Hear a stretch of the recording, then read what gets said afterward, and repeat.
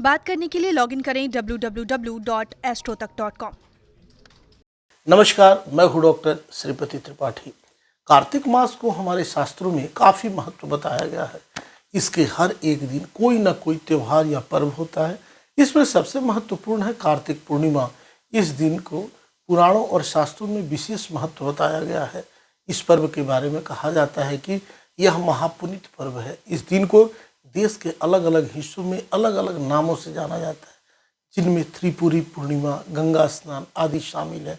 ऐसा माना जाता है कि कार्तिक पूर्णिमा के दिन पवित्र गंगा नदी में स्नान करने का फल पूरे साल गंगा स्नान करने के बराबर होता है। कई जगहों पर इसे देव दीपावली के रूप में भी मनाया जाता है।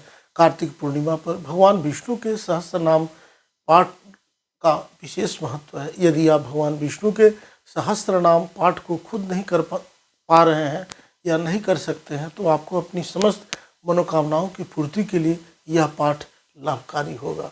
जानिए कार्तिक पूर्णिमा के बारे में बृहद सी बातें। कार्तिक पूर्णिमा का क्या महत्व है? शास्त्रों में बताया गया कि इसी दिन श्रीहरि विष्णु ने प्रलय काल दौरान वेदों की रक्षा करने के लिए पहला यानी मत्स्य अवतार लिया था। इसके अलावा भगवान शिव ने भी इसी दिन त्रिपुरासुर नामक राक्षस का वध किया था। भगवान शिव द्वारा त्रिपुरासुर राक्षस के वध किए जाने के देवता गण इसके कारण काफ़ी प्रसन्न हुए थे। इससे प्रसन्न होकर श्री हरि विष्णु ने महादेव को त्रिपुरारी नाम दिया था। इस कारण से इस तिथि को त्रिपुरी पूर्णिमा के नाम से भी जाना जाता है। कार्तिक पूर्णिमा के दिन चंद्रोदय के दौरान महादेव और कृतिकाओं की पूजा करने का विधान है।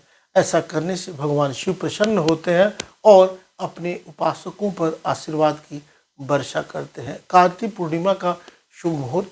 कार्तिक पूर्णिमा की तिथि 7 नवंबर 2022, पूर्णिमा तिथि 7 नवंबर को दोपहर 3:57 से और पूर्णिमा तिथि समाप्त है 8 नवंबर को दोपहर 3:53 तक। कार्तिक पूर्णिमा के अवसर पर भगवान विष्णु की पूजा का विशेष महत्व है।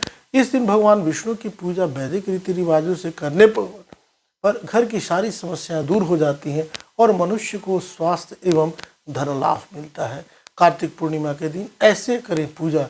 कार्तिक पूर्णिमा के दिन ब्रह्म मुहूर्त में उठकर पवित्र नदी में स्नान करना चाहिए। अगर आप किसी नदी में स्नान करने में समर्थ हैं तो आप शुद्ध जल में गंगा जल मिलाकर स्नान कर सकते हैं। इसके बाद भगवान लक्ष्मी नारायण की आराधना करते हुए पूजा करें। जहाँ भगवान विष्णु की मूर्ति या फिर उनके चित्र के सामने घी का दीपक लगाएं और विधि विधान से पूजा करें। साथ ही भगवान सत्यनारायण की कथा सुननी चाहिए, आपके लिए काफ़ी लाभकारी होगा। कथा के समापन के पश्चात भगवान को खीर का भोग लगाकर प्रसाद वितरण करें। इसके बाद शाम के समय भगवान लक्ष्मी नारायण यानी विष्णु की पूजा करें। तुलसी जी की भी आरती उतारें। शाम के समय घर के बाहर और अंदर भी दीपक लगाना चाहिए। साथ ही अगर आप किसी ज़रूरतमंद को भोजन कराते हैं तो वह सोने पर सुहागा होगा। पूजा के दरमियान ओम सोम सोमाय नमः, ओम विष्णवे नमः, ओम कार्तिकेय नमः, ओम वृंदाय नमः, ओम केशवाय नमः मंत्रों का जाप करें। कार्तिक पूर्णिमा पर ऐसे करें स्नान।